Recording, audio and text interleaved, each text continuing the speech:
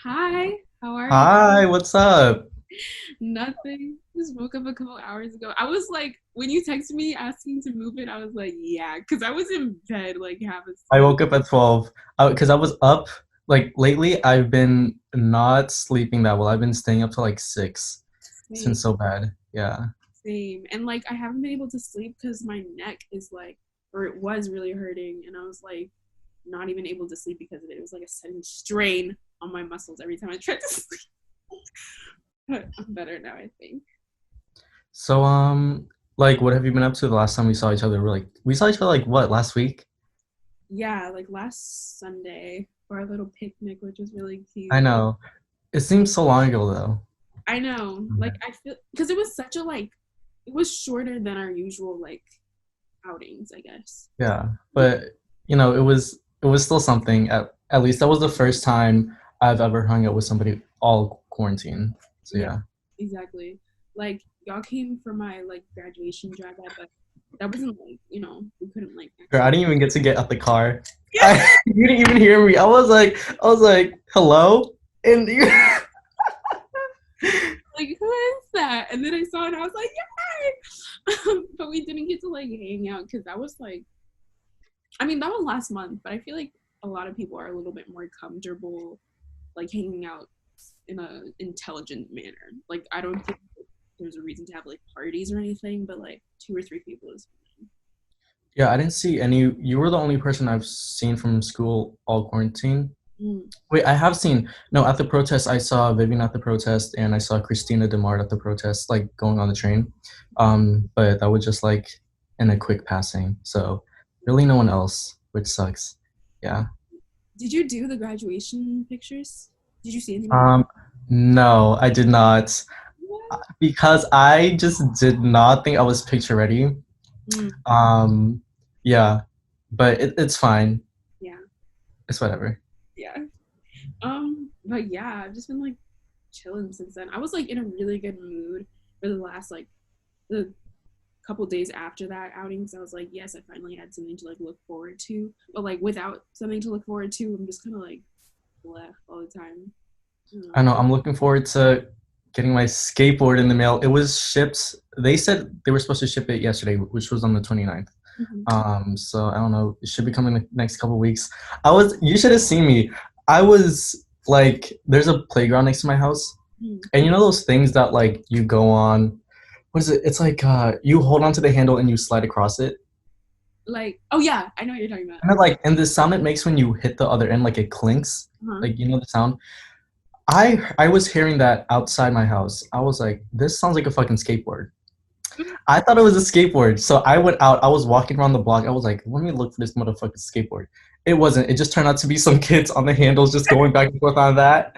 But had it actually been my skateboard, bro, Would have been I would have whooped a 5-year old's ass. I don't care. period. Because like I don't know. That's so much like that's so annoying though that you just got it and then immediately someone I snatched it. know it's sleazy, and it's not the first time I've had my mail stolen before. I haven't had my mail stolen a lot of times, but it wasn't the first time.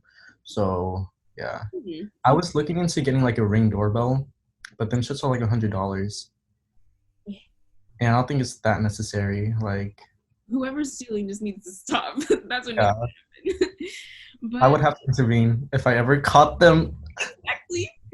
Um but yeah, I don't know. Do you wanna like Um, so word on the street is that you're going to NYU. I already know that because you already told me. yeah. But for people watching, Yeah. yes, this girl's going to NYU. And you're studying environmental science. That's like a really good thing. Like, what got you into that? I guess like I don't know. I've always kind of been interested in environmental science. Like when I was a kid, I thought it was just cool, like renewable energy, stuff like that, learning about it. And then, like as I grew up, I thought I wanted to do like just be famous. But I know that I have to like study something in college, just in case. Like I don't want to. I mean, I like people who like are studying art and everything. That's great, but I want to like have something so I feel a little bit more secure, like personally.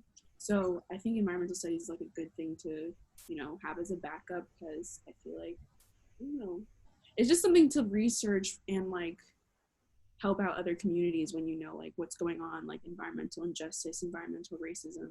So that's kind of the things that I'm focused on when I want to study environmental. Yeah, and there's so much intersectionality within it. Yeah. Like it wasn't when I took the class, I took it senior year too, and I didn't really think about environmental racism until I was researching it, which I'm like, damn, this is crazy. Because I was reading here in Boston, there's this thing in Boston where it's like a project where people are going around planting trees, because neighborhoods that don't have as much trees as the suburbs do are shown to like have more crime. That's because trees just make like people just feel better in general, you know what I mean? So it's like little things like that where it's like you don't really think about like damn Right. trees like it's important. It's Yeah. like intricate. But yeah, so that's like kind of why I'm like getting into that because I feel like it's important. I want to like focus on communities of color that are like um experience I guess more environmental oppression. Um but you're going to Leslie. So that's Hmm. key. What are you I think you said you wanted to study like film and education as well. Yeah, I plan on majoring in secondary education with a focus in bio. I think being a teacher, it wasn't until recently, like this year, senior year, I was like, you know what? I kind of want to become a teacher. Because I think it's just like, well, first off, the teachers I've grown up with, like from elementary to middle school, I haven't really thought they've helped me at all.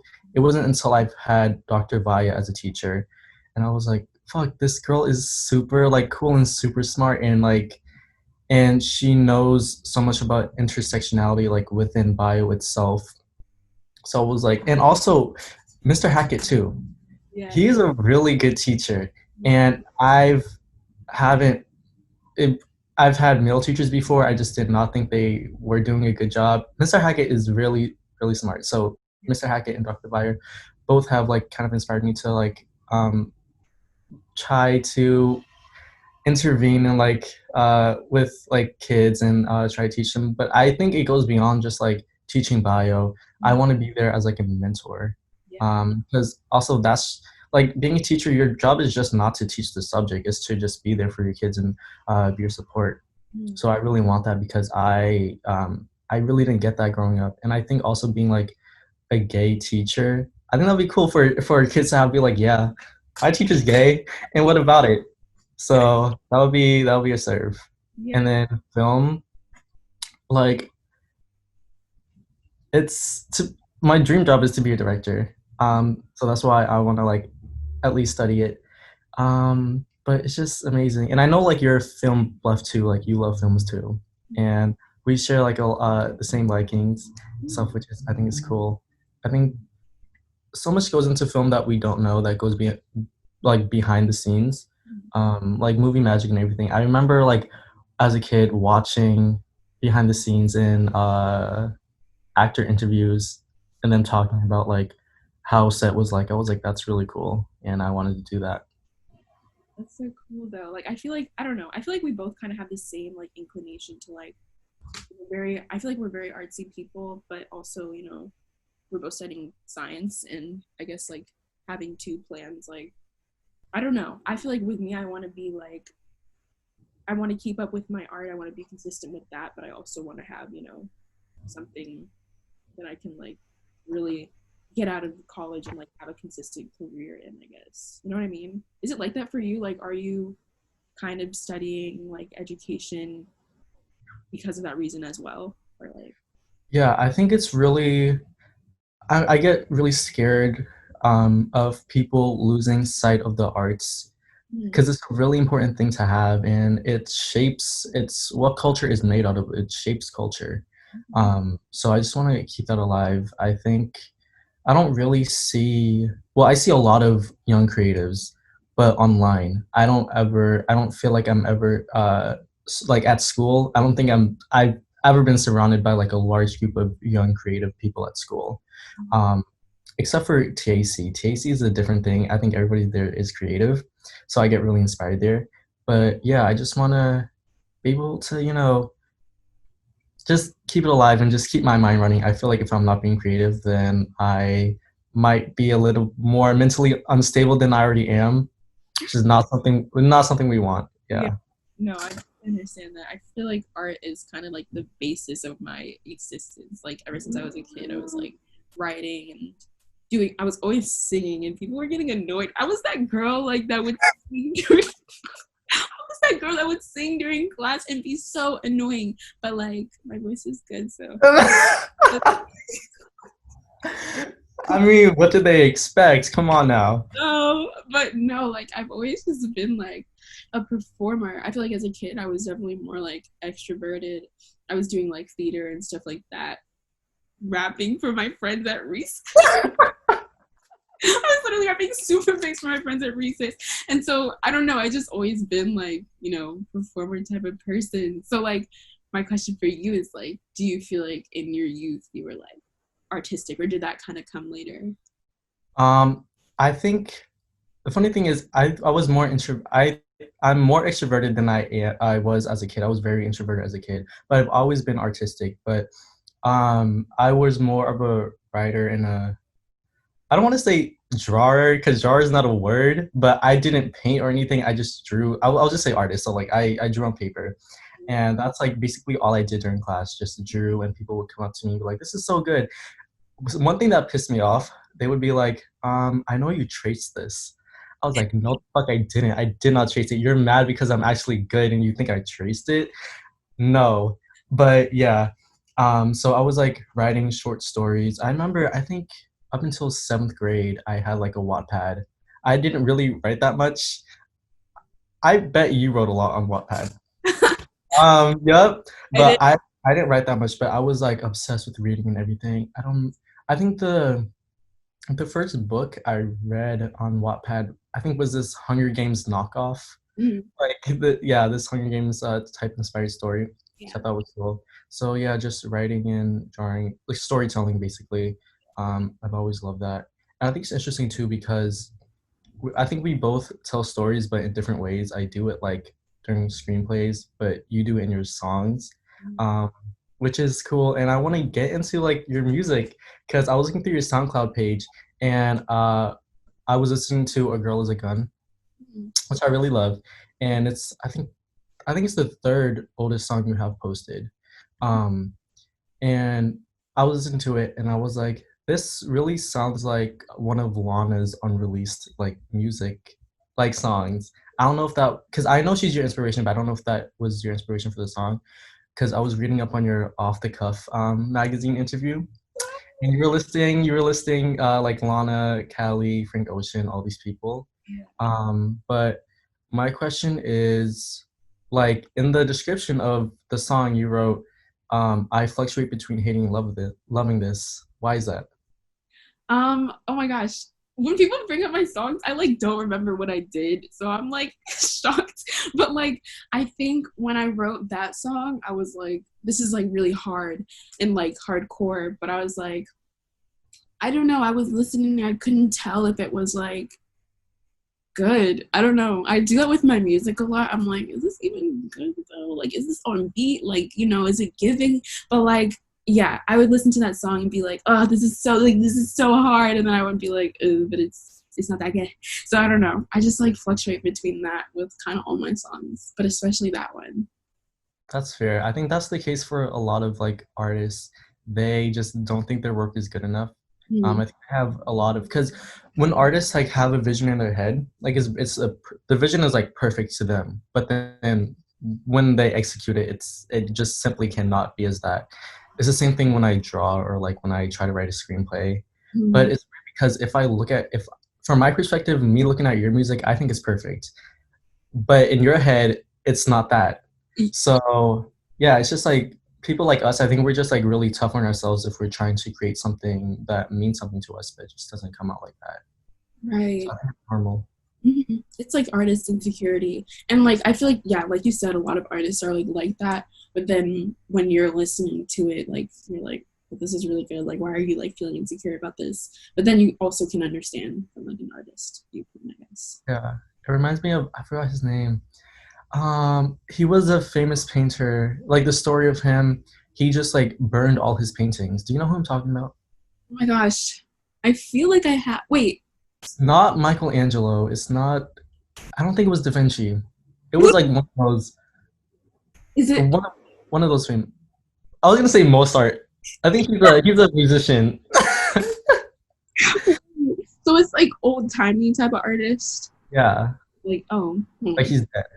yeah. I don't But yeah, like he was like a really. I think he was the same guy that ate yellow paint to make himself feel happy. Who was that? it's Van Gogh. Maybe I don't know. Yeah, I've definitely heard that, but I didn't know that he burned all of his art if that was him. But like that's relatable though. Yeah. Yeah. Um. So my next question is, so the first song you have on your page is what is it? Boys No Fool. Mhm. Was that the first song you ever wrote, or was it something else? Or was the first song you ever wrote something the general public has just not heard? Yeah, the first song, this goes back. Like, I used to just write songs when I was like a kid, but they weren't like real, I guess. I had, oh my God, this is like bringing back memories. Okay, so I had a band when I was like in fourth or fifth grade called Amplified, and we would just write, we weren't like, didn't do shit, but we were just like, I don't know, writing songs. So I would write songs for them, and yeah, so I guess I've written a bunch of songs and like poetry that could be turned into songs, but Boys No Fool was kind of the first, I don't know, song that I felt was real because I was like creating it, I was singing, I made like, I used the loops, but I made the instrumental myself, you know. Is there any songs that like were on your SoundCloud page but are now deleted? I don't think so. I no, actually, I think I've kept up, yeah, all my songs. I haven't deleted anything. Even when I like go back and like kind of cringe listening to them, I don't delete them. That's T. That's a serve. I think that's a good thing. Like just because I remember as a kid just getting so pissed off with my art, I literally threw all of it away. And I really wish I didn't Mm. because it's something to look back on and see your progress. And I Yeah. really don't have that now. Mm. But I can't change it. But now I know to not throw away my stuff. So yeah. Exactly. I don't know. I feel like I mean I couldn't even delete it fully because I feel like I'm like emotionally attached to like what I make. So like even if I took it off my SoundCloud, I still have it in GarageBand or like on my iTunes library. So I don't know. I just never really fully deleted it. Um so I was having like a Planet Zoos like binge listening session last night, and I was like, when you first came out with 16 Whole Lotta Heavy Heart, I was so obsessed with it. And then I was looking like through the rest of it, and then I was like, you know what? I think my top three songs, and they're all for different reasons, in no particular order, but 16, because it's this story of like this angsty teen who gets caught up in the crippling routine of yelling into an empty void. I think that's something a lot of like teens relate to who just feel a lot of angst. October, this song like reminds me it I feel like it would accompany a main character in a coming of age movie as she sits in her room and she's surrounded by like boxes of her stuff as she's about to leave for college, and she's reminiscing about all her high school memories. And then I've told you multiple times how the trial and tribulations of living in my own head, like that is a banger. And I think the opening line, "What's going on inside my head, I couldn't even tell you myself." That line is, I think it's probably like one of my favorite lines of any song I've ever listened to, just because it's just like so blunt. Because it's like, yeah, I really can't tell you what's going on inside my head, literally. You know what I mean? So I just think that it's like that song is really raw to me, and I think it perfectly details like what it's like to have a mental breakdown and like the visceral feeling of despondency in your stomach and chest. To also feel like you're the only person who's ever felt like deep sadness. But I want to ask you, like, what are your own top three favorite songs? Well, thank you for that. I feel like that was really sweet of you to say. And as for my top three, I would say I definitely love October. I feel like that's one of my best. Like I just wrote that. That was like a moment of like sheer happiness. I was like, my life is so good right now. Like last year, like kind of beginning of senior year, I was just like, because I don't know, I was hanging out with like so many cool people, including you and Raph, and I was just like, I don't know, I was like obsessed with my life in a good way. And I was like, I feel like my life is becoming like a coming of age movie. So I wanted to write that feeling. So that's one of my top ones. And I really like Boys No Fool just because that's the first one and it's very like kind of grungy, like 90s sound. Um, so yeah, I really like that one. And then what's the third one? Oh my gosh, I don't even know. Let me look at myself. I don't know what I put out. I would say, I'm gonna say the Truman Show because it's inspired by the song Nobody, and I feel like I executed that pretty well. And I don't know, it's just like a cute kind of existential song, kind of like Trials and Tribulations, but a little more melodic, I guess. Yeah, it wasn't. I just like last night. As I was listening to the Trials and Tribulations, I was realizing that it sounds like pretty similar to the song that I wrote for you, and I didn't really know that until I was listening back to it. I think that's because I was like having that song on repeat so much that it was in the subconscious like of my brain, and when I was like trying to write a serious song like that, I think that was just like inspiring me, and I didn't really know until last night. I was like, that's crazy because there's a line in that song Trials and Tribulations. I think something about writing something down. I don't know the line, but something similar. And then I have something similar to that, like in the song I wrote for you. It was like, um, I can't put it down. I don't know what I wrote. I don't know what the fuck I wrote. Something about putting it down in my diary. I can't keep it in, but I keep throwing it up. Something like that.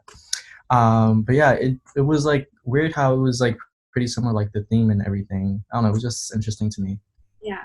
I mean, yeah, your song was definitely a serve. I was really happy when you sent that to me because I was like, oh my gosh, we're writing music together. But I just like it was like surprising because like I know that you are like kind of do like visual art and stuff like that. But when you sent me like something that you wrote, I was like, ooh, this is like a nice kind of surprise. So, and I know that you said like in your youth you kind of like wrote a lot, but like I feel like you would kind of be a songwriter or like I don't know, write songs for people. It's part of your Yeah, it wasn't really until I started to hang out with you where I was like, you know what, songwriting is cool. Because even though I was like a story writer, but I was a story writer. I've never thought, if I were to like go and meet elementary school me, and I was like telling myself, I was like, you know what, you're gonna like write a couple songs or like try to, I would be like, no. So it's weird to me how like that shift came about. But this is the thing, like uh I'm always down to try different things, and I really love like trying different mediums and everything. I think songwriting is so cool. And it's but the thing that was I surprised myself the most with the song I gave to you, because when I write, it's only when I'm like rap battling you in rap, and it's stupid shit. Like I remember the first song I wrote was like a rap, and it was called Mean Teen. I'm getting so red because it's so embarrassing. It went like this. It went like, I'm a mean teen and I do as I pleases. I'm barely legal and I fuck for Jesus. It was that stuff. It was like very Aisha erotica like type stuff, which is like, if you compare the two songs, the one I wrote for you and then like Mean Teen, the two do not correspond. But I don't know. I think I'm good at switching things up. I don't know. At least I think I'm susceptible to change. So yeah. It's so dope. Yeah, I love that. I was gonna say like, you know, with the aesthetic of like Mean Teen, I literally remember you like reading that to me like in study one day and like sharing it to me. But I was like, you know, it does have that Aisha erotica type of aesthetic. I guess like 2000s scandalous type of aesthetic. And I've kind of, for as long as I've known you to be someone who's like posting aesthetically pleasing things and that your aesthetic is like very constant. So it's like, I guess I'll ask like, how would you describe your aesthetic in 3 words?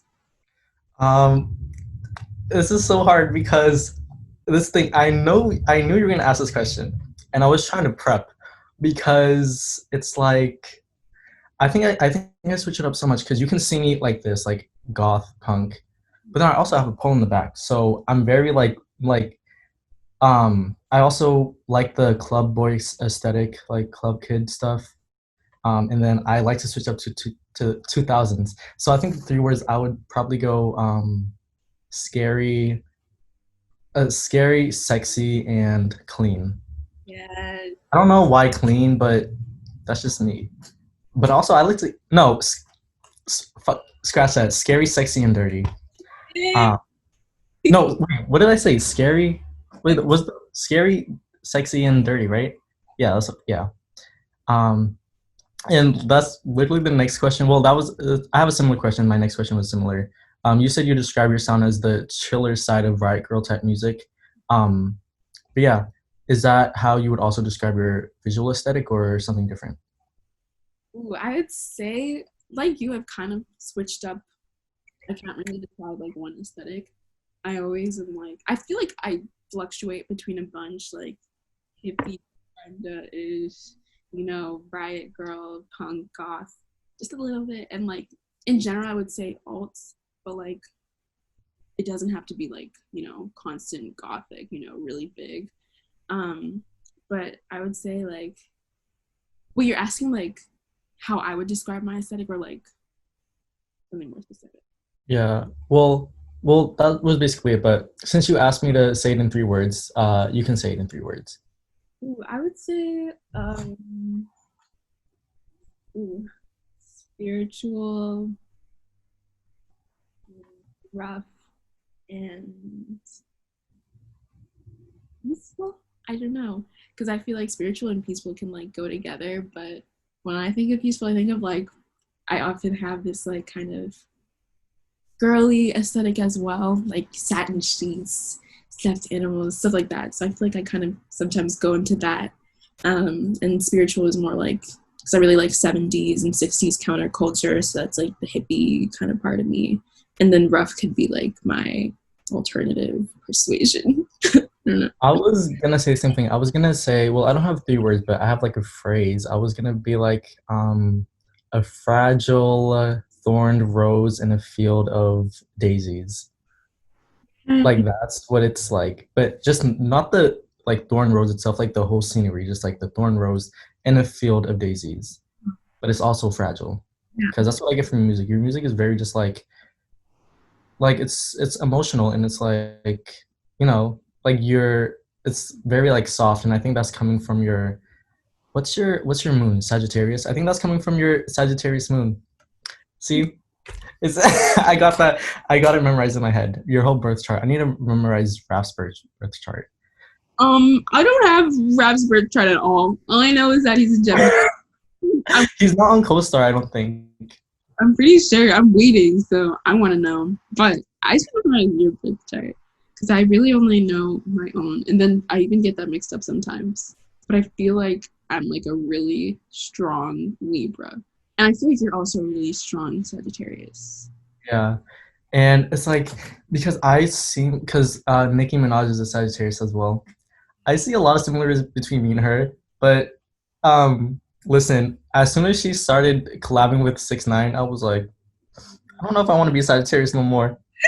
But she is like, because I can get petty too, but she's very petty. But it's not a bad thing. I like it. It's cool. I think when she was dissing B.O.B. on his own song, Mm. that's what I would do. If someone were to put me on their own song that didn't actually want me to be on their song, I would have dissed them in my verse. That would be served. And I think Nikki is a true Sagittarius. But I'll think it highlights the bad parts of us. But hey, no sign is perfect. Um, except for Libras. I get along. I found myself to have gotten along with a lot of Libras. Yeah. I mean, I feel like I really love Libras. I'm biased, obviously, but like I just feel like we're like a kind of sign. I don't know, but I've recently been seeing like an uproar of Libra hate. I'm like, what I do? On What? where? I ain't never seen no Libra hate before. I've seen a lot of Sagittarius hate. I've seen somebody call Sagittarius as Sagittarius. That is fucked up. Like, why? Okay, the only sign that I really don't like is Leos. Like I feel like I've always clashed with Leos, and when I find out someone that I don't like is a Leo, I'm like, oh, that makes sense. I don't know. Is there any sign that you have that's like that? Pisces. Pisces. Um, yeah, but it's I don't know why, because I don't really know much about Pisces, but whenever I clash with somebody and then I find out they're Pisces, it just in my head I'm just like it makes sense. They would be a Pisces, but you know, I think we could get along. I think we could get along with anybody if we tried. this is the thing. Like, I try not to go into like a friendship knowing their sign first because then that puts a bias in my head. Because if I go into a friendship knowing somebody's a Pisces, I'm just gonna be like, well, this isn't gonna work out in the first place, so I might as well not try my best. Yeah, I don't I know. don't try to let that like the bias get into my head in the first place. Yeah, that's interesting. I don't know. I feel like there's so much to explore when it comes to like astrology, but I feel like I can be like close to Sagittarius because you're like a Sagittarius, Danielle's a Sagittarius. I don't know if I know any others, but I never really had a problem. But the fire sign in Sagittarius is very like evident. Yeah, yep, Yeah, yeah. yeah. And it's actually I didn't know Daniel was a Sagittarius. I thought because I the only Sagittariuses I've ever known have been like your Lenny because our birthdays are close, really. And but I mean that makes sense. I feel like I would get along with fellow Sagittariuses. Um, but anyways, can you speak to your because this is I find this really interesting that you're a Wiccan, but reading up on your interview, you said you went to Catholic school. How was that experience like, and how was the shift from being a Catholic school girl to Wiccan came about? Yeah, so I went to Catholic school for 4 years, like fourth, fifth, and sixth grade. And honestly, I don't really even know because my school experience is like just so weird. I don't know why I really went to a Catholic school. My family's not like absurdly like Christian or Catholic. We used to like sometimes go to church, but it wasn't like a big thing. So in Catholic school, it's kind of like any other school, but you just sometimes go to church and have like religion classes. And during that time, I always kind of questioned like, is this like even real? Like, do I really believe in this? I never saw myself as like a really big Christian. Um, but it didn't like taint me. Like, I feel like some people have really bad experiences in Catholic schools, but mine was pretty mild. But I think it definitely like helped my understanding of like the religion. Like there's some things that I know that I wouldn't have known had I not gone because I've just never really been like a really big Catholic or Christian. And then I started doing like Wicca and all that stuff in like 2017. I don't really know if there was like a big transition. I don't know. I never stopped like there's some Christian principles and things that I believe in, but I guess Wicca is kind of like my main thing. And even now, I'm just kind of like I would describe myself as more spiritual than Wiccan because I felt like Wicca like really connected to me. Like at the time, it was like really nature based, peaceful kind of witchcraft type thing. But yeah, now I just say I'm like spiritual. Yes. Let's see. That's fair. Mm. Um, what was I gonna ask you? Oh, also, you worked at a radio station called Girls Radio. Um, what was that experience like? Because I understand that that's how you came up with Planet Zoo's your stage name. Yeah. So I worked there for 2 summers, and it was like really a great experience. I feel like it's all girls, and we just like did radio stuff. I chose to do radio instead of like the blog thing. So we kind of, oh my gosh, we talked about like current events and like we had like little games on our shows that we would do. We like planned out shows and like had our own little bits and pieces for each show. So it was just like, I guess, a way to kind of understand communications more. Like if I were to go into like something like that, film, TV, radio, etc. And it was just a way to like connect with people who are artistic, but in like varying different ways. You think you would like do something like that again, like work on a radio? Maybe. I don't see myself like doing that as my job, but it would be cool. I feel like I would be more into the tech thing of it. I only did the tech stuff like once or twice when I was like actually on the shows. But yeah, something that I guess was interesting. That's T. So what does can you walk me through like what is a good day like for you? A good day. Oh my gosh, this is an interesting question. I think, a good day is like wake up 10, 11, or even a little bit earlier and like nothing to do. Because like whenever I have something to do, I just get anxiety from it. Like, I don't know. Like, this was something that I was looking forward to, but like, even like things that aren't really work based just make me anxious. But I guess like have nothing to do, but then also, do something productive in my own way, like write or make music, hang out with friends. Just a day where I can feel like really mindful and like grounded.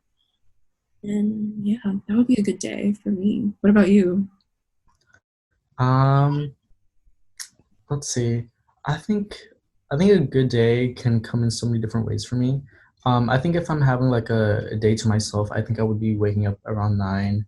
Um, wash my face, probably eat breakfast because I don't ever eat breakfast. But if I feel like it, if not eat breakfast, I feel like I actually did something. I took care of myself at least. And then I'll clean my room a little bit because I always like having a clean room. I feel like if I'm living in a messy room, I just can't breathe. So I like to clean my room, get on my computer. If I'm feeling creative, I'll just start to write, whether like that be like a song or like a screenplay. If it's a screenplay, then it's gonna be a really good day because then I feel like it's something that's gonna like push myself more towards like my dream of working in media. So that um and then yeah, I think just staying off of my phone really, even if I'm by myself, staying off my phone and uh like making art. But another good day would look like me waking up early in the morning to get ready to like hang out with like you or Raf. Um, and then like going out to eat or something, or just sitting at a park, because I really like both. I'm really like 50-50 with having my days to myself and then spending time with others. I think I really like I don't know, it's really important to me to surround myself with people because it just makes me realize that I'm not the only person in the world, and it just grounds me. It's kind of like I don't know. I don't know if you like. Do you know the feeling I'm trying to describe to you? Like when you're surrounded by like good people and you just get that energy. It's kind of surreal, and it kind of puts you in a place. I'm not gonna say it puts you in a bad feeling. It just puts you in a moment of realization where it's like, damn, these people are like human beings that I'm interacting with. You know what I mean? That have their own separate lives, but we're here together. You know? It's like a moment of unity, I guess. I get that feeling when I hang out with you and rap. I just feel like, ugh, our connection is just so like, I don't know if visceral is the right word. I don't even know what that means, but it sounds like, Oh, visceral is just like it's not. It's like a neutral word. It just means like deep down. oh, So yeah. yeah. I guess that's like kind of how it feels. Like, I don't know, good energy, like you said. And like you're talking about like good energy and like surrounding yourself with good people, I guess. So I would ask you, like, is there any like kind of spiritual beliefs that you follow or religious beliefs that like connect with like energy and like stuff like you were talking about? Well, I really like. Well, okay. Growing up, I had this. My mom like gave me this like Buddha necklace. That I did not want to wear at all. Not because it was like religious, but just because I just did not like wearing any type of jewelry. I didn't really like drawing any attention to myself really, so I didn't even like. I don't know if this sounds weird, but I didn't even like wearing short sleeves as a kid because I feel like long sleeves just covered me up and just like hid me. But yeah, so I was really um, just stuck in my own bubble. But now I think I've branched out to like spiritual stuff, like spirit work, like reading cards and stuff. Because I was reading up on um, like spirit workers in Cambodia, where I'm from, and it was really cool. But the sad thing is, I didn't know, but it wasn't until like reading up on it that there's witch hunts up in Cambodia.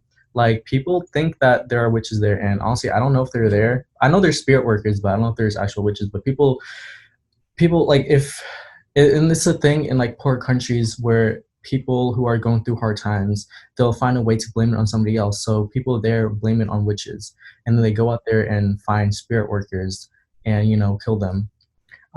which sucks because spirit working was a big thing in Cambodia. So I feel like me to like read cards and stuff and connect with myself. Whether I think I have Buddhist some Buddhist ideologies like reincarnation and everything. So yeah, I just feel like working with cards and everything, candles.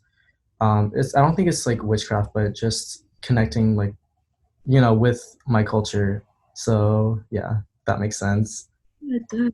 For real, like I definitely believe on like the witch hunts thing. I did one of my IR projects on that, like just witchcraft in general, and I focused on people in poor countries. Like this happens in, I want to say I don't remember, but I know that it happens in some African countries, and they definitely like if they're going through something, they'll assume that they've been like hexed or whatever the case may be, and they'll hunt and kill people, and it's usually like women, older women as well. So it's definitely like a problem in poor countries, and I feel like it's because of this idea that it's somehow connected to Satan, even though we kind of, I don't know, I feel like from the beginning our cultures were like doing things like that and then kind of got Christianized or like colonized and turned against their original ideals. And that's hey, and that's something I feel like I can go on and on about because it puts me in such a bad place to know that because we live in a shitty world right now. I think everybody knows that. People are just not getting justice what they deserve. And I feel like this is just because of imperialism, how imperialists just bring death and despair everywhere they go to communities that were once like really good and really and in their eye in an imperialist eyes, they weren't civilized. But it's like, what does civilized even look like? You know what I mean? Like these people were happy, um, and it just sucks to see how things shift so much. How Christianity has imposed, views of like homophobia and stuff like that on societies that were very open to like homosexual relationships. Mm. Um, and it just really sucks, you know. Like, yeah, it's like it feels like even now like a rejection of our original culture, and I'm trying to go back to that as much as I can without, because I feel like with African spirituality stuff like that, I feel like you kind of, some part of you has to be kind of born in it. And like I said, my family is like Christian slash Catholic. We're not like you know obsessively so, but I don't feel like I have like a connection like with my ancestors. Like I have to kind of like, I have to, I don't know, I have to feel like I know what I'm doing, because I don't think it's the same as like white people trying to do that stuff. But like at the same time, if you're gonna call on your ancestors, like you need to know who you're calling. Yeah, exactly. And it's such a funny thing. I always laugh when I see this, but whenever a white woman tweets, "We are the daughters of the witches you couldn't burn," I'm just like, shut the fuck up. Shut the fuck up, Bethany. I think these bitches watch American Horror Story season 3 Coven once and think all of a sudden we can light some candles and do that. This is the thing, like, I think being a person of color, it's embedded in our culture, like, naturally. And it's something that those, listen, I love white people. Some white people, I love Britney Spears. I love Britney Spears. She's my girl. But it sucks to see, like, when our spirituality is taken and turned into something you because it's I think it's like white witchcraft is being so globalized in the media, and it's something that's so like so easily at everyone's disposal. And I feel like if it's that easily given at everyone's disposal, then isn't it eventually going to lose its meaning? Yeah, You know what I mean? for sure.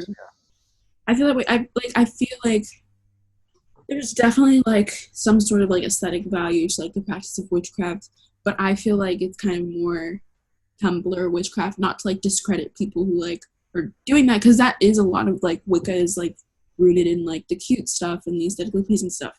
But then there's also the traditional kind of stuff in Wicca, and I feel like when you start like kind of incorporating other cultures, especially like kind of cultures that I feel like are closed, like Native American, African spirituality, all that stuff, it just feels like, okay, well, now we don't even have this, and this is kind of something that I feel like only those people should be incorporating into. Yeah.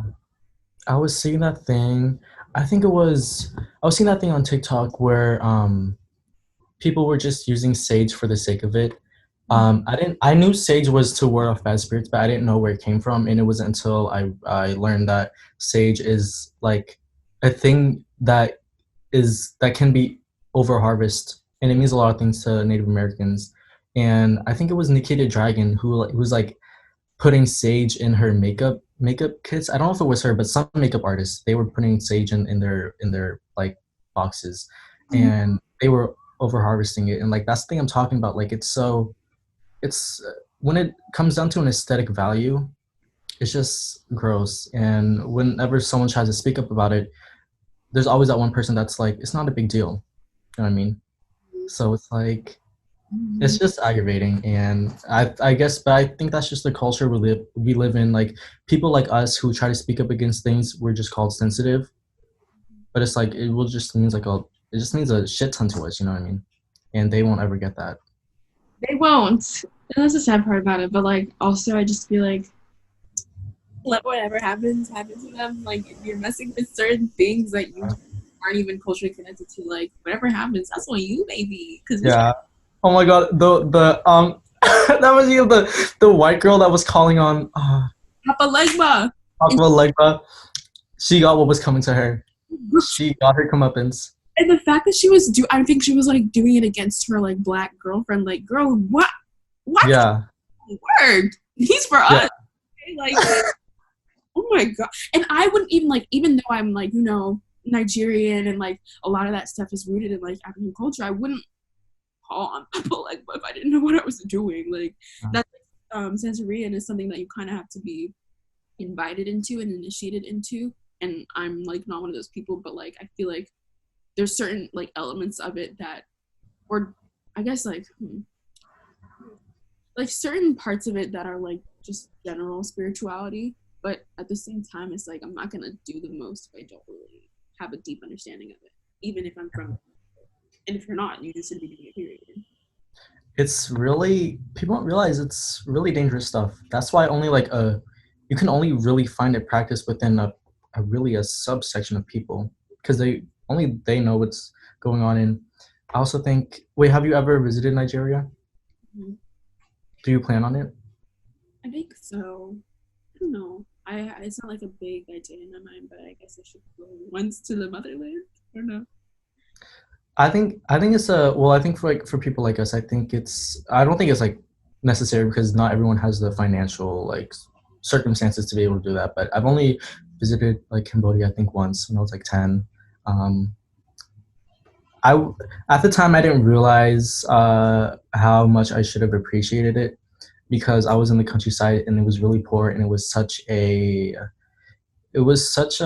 different thing from living in America. I don't like it here. I want to go back home.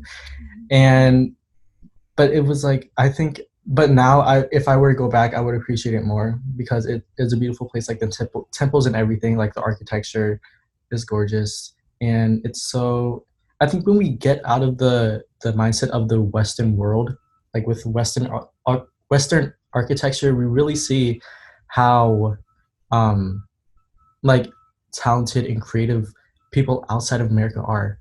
Like there are so many creative people out there, and it's so hard for me to just get out of my head of like the world of America. Yeah. Yeah, yeah. I definitely feel like that's kind of a general thing for Americans, just like centering everything on America and forgetting that like other countries exist. Like even in the small things, like this is so specific, but like someone was asking like there's this person that was like selling clothes online, and someone was like, "Oh, is this like on your website?" And they said it's gonna drop at 5 p.m. EST, and like something like that is like you could have just said 5 p.m., but you choose Mhm. the time zone. And I feel like, oh my god, I feel like that's like so specific, but it really gets down to like this idea of like everything being centered in a certain place, or like just Americanizing everything and forgetting that people live in different countries. And it's yeah, and it's like I feel some sort of guilt because I don't identify with the American culture at all. I just call myself Asian. I don't really call myself Asian American because I don't think America is for people like us. You know, like people that look like us just get rejected. So I just don't consider really myself identifying with that American culture. But I think I think it's important to I don't know. It's how do I say this?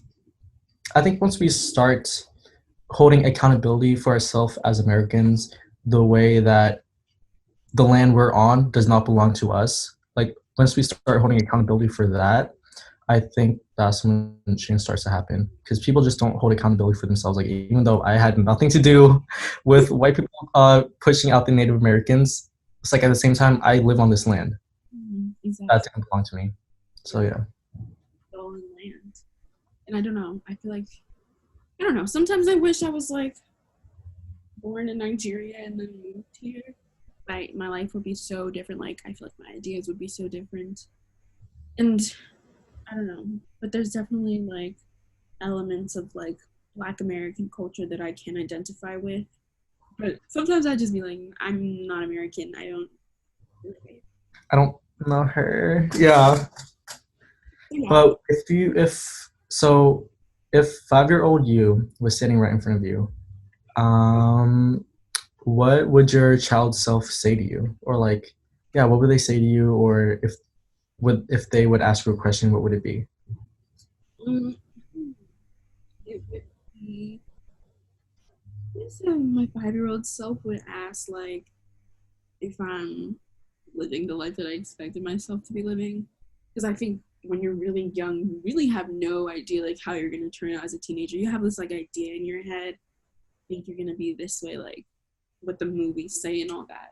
But in reality, you just have no idea. And even when I was young, I was like, I wonder, like I just can't really know what I'm gonna be like when I'm older. So I would ask myself if this is what I expected. I don't know what my answer would be. I feel like I expected, I don't know, something a little more stereotypical, but I'm really not that. So, mm. So if we went back to like 60 you, what advice would you give yourself? I would say, I would say, don't let people shut you up. Because before I came to BLA, I was very like, I just said it as it was. And I was very like confident, didn't really, I mean, I never really cared what people thought, but I feel like I was more prone to get buck with people. Just like I was No, very no, that's how you clear, bitch. I was very much not afraid. But then when I came to BLA, there was so much like of a stronger like personalities and stuff like that, and people just like I don't know if being mean is the right word, but just like people very judgmental, very like and like I didn't want to speak out against those people because I was like, ooh, I'm not feeling the confrontation. But before that, I would have been like, so what's up? But Mhm. just like, and I'm trying to like teach myself that now still to be a little bit more assertive. I feel like kind of watered me down a little, and I hate that that happened, and that people could like potentially have that kind of power over me. But it's what it is. I would give myself that advice. What about you? I would like. Um, wait, what advice I would give to 7th grade me? Um, I think I don't know. I think I would just probably tell myself to lighten up because I think I was the opposite actually. Because growing up elementary to middle school, it was a small class, so we all really knew each other. Also, I was the only Asian person in my school ever, like ever. I was the only Asian person in the school ever. So, like, I was looked at. I've never been bullied ever. I think people knew better to not bully me. But I would get like little comments, not anything like purposely mean, but microaggressions. I remember people asking me, they would be like, "So are you Chinese or Asian?" What? That was a thing. That was a thing, and I would always ask my other Asian friends. I would be like, "Was that ever a question for you? Did people ever ask you if you were Asian or Chinese?" And they were like, "No." they've never been asked that question. I'm like, I don't know why I was ever asked that question, but so yeah, I think because of that, I was like, in going into BLA, I was like, in my head, I was like, I need to stay on my ground more because I see this is a huge school. Right. I'm surrounded by so many people with, like, as you said, these big personalities. So I feel like if I don't stand my ground, then I would be prone to being bullied. So that was me. I was kind of harsh, 7th grade, but I would tell myself to just loosen up. Not everyone's out to get you, you know. So yeah, I think that's what I would tell myself. Yeah. That's a good message to have. Like, I don't know. Because sometimes there's definitely people who have been like roughed up by the things that people say to them, and you see it. Like, I feel like I'm good at reading people, and I can see it in the way that they interact. Like if they're very like defensive or like quick to like, say something when you weren't really like attacking them. It's just like, a little, but I also understand like why that's happening. Yeah, and I think that's the thing. I think like we're all so complex, and I think we're so quick to be like, oh, she's a bitch, she's rude, I'm not going to talk to her. But it's kind of like, well, why is she the way that she is? Like, and that's and but also the thing is, people try to insert themselves as like a therapist or like, oh, I need to fix her. But it's like that shouldn't really be the case. I just think people should just be open to having a conversation about it, getting to know the person, and then realizing that they're not as rude as they are. Because I remember my friends used to be like, I didn't think you liked me at first. Or they would be like, you always have this like kind of mean face walking in the hall. I'm just like, well, that's me. Like, you're talking to me now, I'm not being mean to you. So it's like that. And I think we just not get caught up in how we just perceive people, because it's like because I know so many people perceive me in different ways. Because if I were to go into the head of like one of my elementary school friends who I don't talk to anymore, they probably still remember me as that kid. I Mm-hmm. mean, so it's weird to be like, so many different ways people can perceive you, but at the same time, it's like you can't change that. Yeah. I think I could be the nicest person ever. Someone could probably still think I'm rude. Same thing. I think we're also talking about it with Ariana. I think she's generally a good person. I don't think she's perfect. Nobody's perfect, but I think she's actually a good person. But people love to think that she's like a bitch. Yeah, I'm like, but she just like, yeah. yeah, I feel like with her, she's like had her moments, but like we all do, and I just feel like people just love to like really rain down on her, I guess. But I feel like she's definitely Was genuine. that a pun? What? You know? Was that a she has a song called Rain on Me with Lady Gaga. With I was like, oh no. Yeah, people love to rain on her, but like, I just don't feel like it's necessary. I don't know. I just feel like she's just like genuinely a good person, like you said, and we don't know her. Like, it's not we're perceiving her in a positive yeah. way.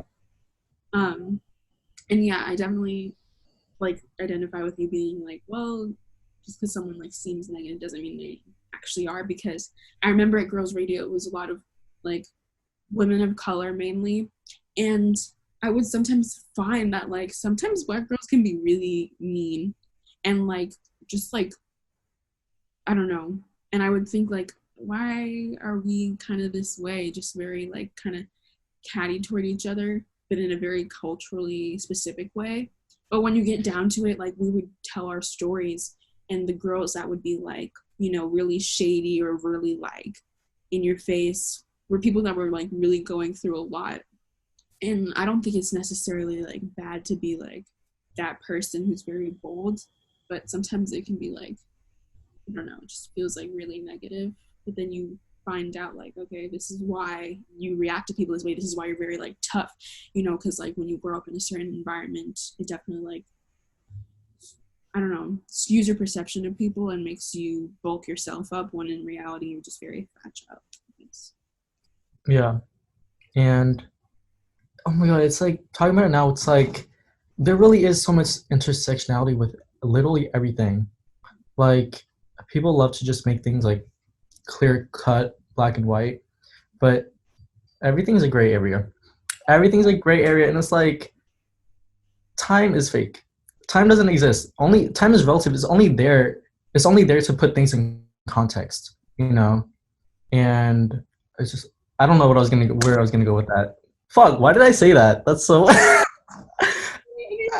I could have been like, yo, I could have been like, yeah. So never mind. Let me just. Anyways, my next question. This is something I'm interested in. What is a quintessential?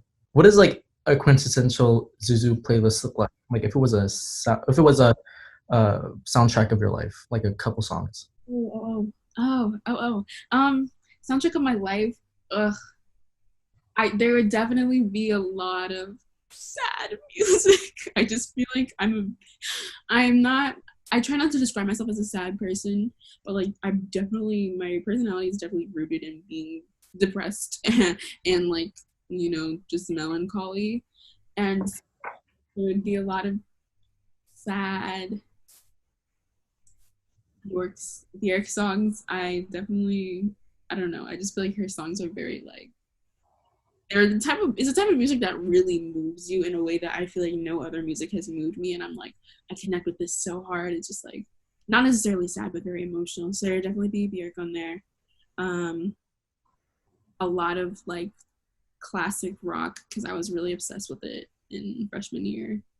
And then also just probably a lot of songs about love because I can be very obsessive if I have a crush. So I guess that would be on there. You know? That's good. That I think I my playlist. I don't know. I think I would have to say the same thing. I think a lot of my personality is rooted in sadness, but one song that would be on my playlist probably be like "Back That Ass Up" by Juvenile. That's a banger, but it's. I think my playlist would be a fucking mess. It would be "Back That Ass Up," but then it would be then another. I think the next song would probably be like "Die Mountain Dew" by Lana, and then "Pin" by Grimes, and then "Ordinary Superstar" by Rina Sawayama, and then probably like a Paris Latino, something like that. Really, just all over the place. But I think if God were to send down a curated playlist down to me of like the major moments in my life, it would be me crying and then me bouncing ass. It would be that. we Yeah. love, we love the parallels. And you mentioned Rina. Oh my gosh, I don't know if I'm saying Sawayama. Yeah. You mentioned her, and I definitely see that you like her. And I saw in your story you said you're gonna work with her. So I don't know. Like, is there any like artists that you would like just die to work with, and you're gonna like work with them? Because I feel like for me, I'm definitely not. I feel like when I say this, people think I'm like just being like an asshole, but I feel like I'm definitely gonna be famous. Like, I think it's gonna happen. So I feel like there's people that I definitely. You got the superlative. Come on, like the literally, and this it's the thing too. Like I've seen celebrities who have gotten that, who are people who are famous now. Like a lot of them have gotten that superlative. Yeah, It's set in stone. I think when it's down on the paper in the yearbook, it's already being manifested. So yeah, yeah. but someone I want to. I think Rena. I think because for one, I was watching an interview with her. I think it was with ID.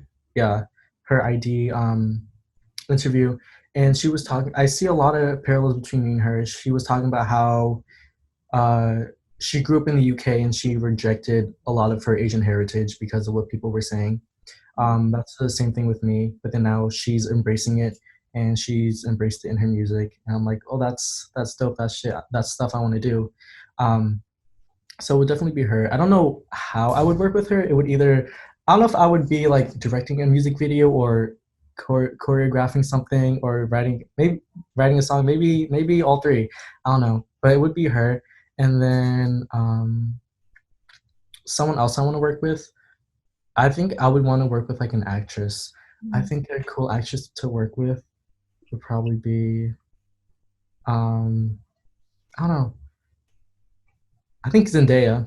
Zendaya would be really good to work with. Yeah. It would be a vibe. I definitely no. I can definitely no. I literally can see you doing that. Like, I don't have a doubt in my mind that you're gonna like. Wait. I don't have a doubt in my mind that you're gonna. The gears are turning. I don't, and then it's like buffering. I don't know how to say this, but I'm trying to say that I know you're gonna do that. I don't know, but yeah, I just think I don't know. There's so much like elements of being famous that I.